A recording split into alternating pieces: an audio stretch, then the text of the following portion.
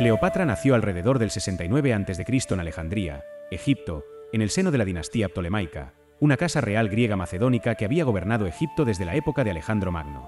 A pesar de su origen griego, Cleopatra estaba excepcionalmente sintonizada con las costumbres egipcias. A diferencia de sus predecesores, abrazó la cultura local y, según se dice, hablaba el idioma egipcio además de muchos otros, entre ellos el griego y posiblemente hebreo, arameo y latín. Su padre, Ptolomeo XII Auletes, se movía en una posición precaria. Los ptolomeos solían estar endeudados con la influencia romana, pagando tributo y manteniendo alianzas para conservar el trono. Cleopatra creció en un entorno de intrigas cortesanas. Las rivalidades familiares, las luchas de poder y los matrimonios estratégicos eran comunes en la línea ptolemaica. Cuando su padre murió en el 51 a.C., la joven Cleopatra fue nombrada corregente junto con su hermano menor, Ptolomeo XIII. Siguiendo la tradición, fueron nominalmente casados, como era habitual entre hermanos ptolemaicos, aunque Cleopatra era claramente la líder más ambiciosa y capaz. Las tensiones estallaron casi de inmediato. Facciones rivales de la corte enfrentaron a Cleopatra con Ptolomeo XIII, y al poco tiempo, Cleopatra fue apartada del poder por los consejeros de su hermano. Sin embargo, no fue fácil deshacerse de ella. Cleopatra reunió un ejército en el cercano Oriente, decidida a recuperar su trono. Por esa época, el general romano Julio César llegó a Alejandría con el objetivo de resolver una disputa sobre deudas impagas del reino ptolemaico y mediar entre Cleopatra y Ptolomeo XIII. En una de las maniobras políticas más famosas de la historia, se dice que Cleopatra hizo que la transportaran en secreto hasta César, quizás envuelta en una alfombra o en un saco, para poder presentarse ante él directamente sin ser interceptada por las fuerzas de su hermano. Cautivado por su inteligencia y presencia, César tomó partido por Cleopatra. Siguió un breve conflicto, conocido como la Guerra Alejandrina. Ptolomeo XIII murió durante los combates y Cleopatra salió victoriosa. Para el 47 a.C., César había asegurado el gobierno de Cleopatra. Ella se convirtió en la única soberana de Egipto junto a otro hermano menor, Ptolomeo XIV, con quien pronto se casó según la costumbre. Cleopatra también se convirtió en la amante de César. Juntos tuvieron un hijo llamado Ptolomeo XV, conocido comúnmente como Cesarión, que significa pequeño César. A ojos de los romanos, esta relación era escandalosa, pero consolidó el control de Cleopatra sobre el poder. Cleopatra viajó a Roma con César y se alojó en una villa cerca de la propiedad de él. Los romanos contemplaban su esplendor exótico con fascinación y suspicacia. En el 44 a.C., el asesinato de César sacudió el mundo romano y el de Cleopatra. Ella regresó a Egipto, hizo que su hermano y corregente fuera discretamente eliminado, posiblemente envenenado, y proclamó a Cesarión como su nuevo corregente. Tras la muerte de César, Roma se sumió en una guerra civil, dividida entre varios aspirantes al poder. Uno de los personajes clave era Marco Antonio, estrecho aliado de César. Deseando asegurar la riqueza de Egipto y la lealtad de Cleopatra, Antonio la mandó llamar.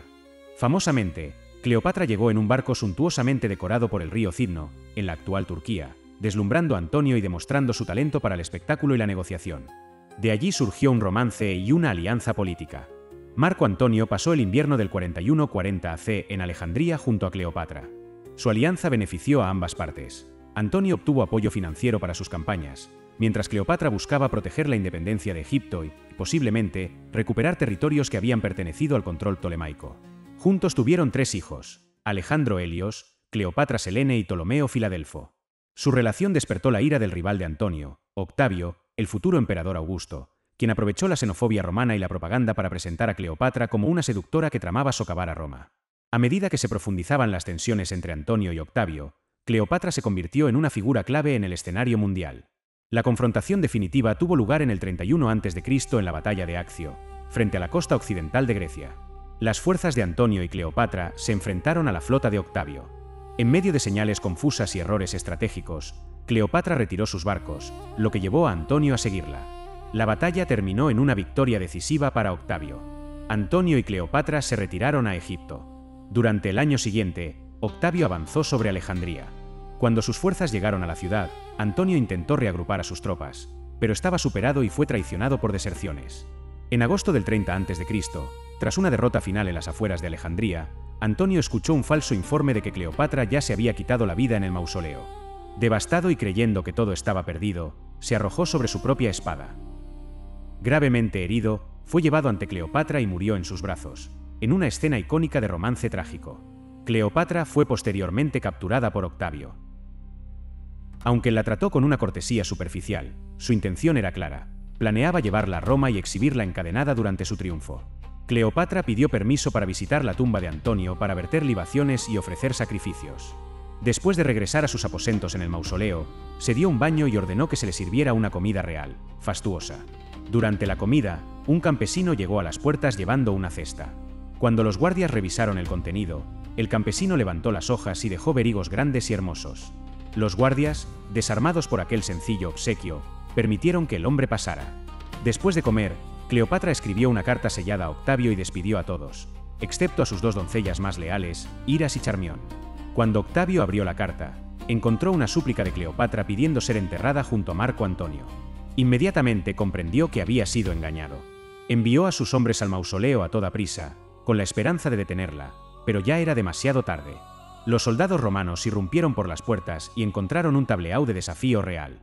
Cleopatra yacía muerta sobre un diván dorado, vestida con toda su regalía real. Había elegido terminar su vida en sus propios términos antes que ser exhibida como una reina derrotada en Roma. Iras agonizaba a sus pies. Charmión, débil y tambaleante, intentaba ajustar la corona en la cabeza de la reina. ¿Cómo murió exactamente? Las fuentes antiguas proporcionan dos teorías principales, aunque la verdad sigue siendo un misterio. La narración más famosa sostiene que la cesta de higos contenía una víbora oculta, una cobra egipcia. En la mitología egipcia, la cobra, el Uraeus, era un símbolo de realeza divina y protección.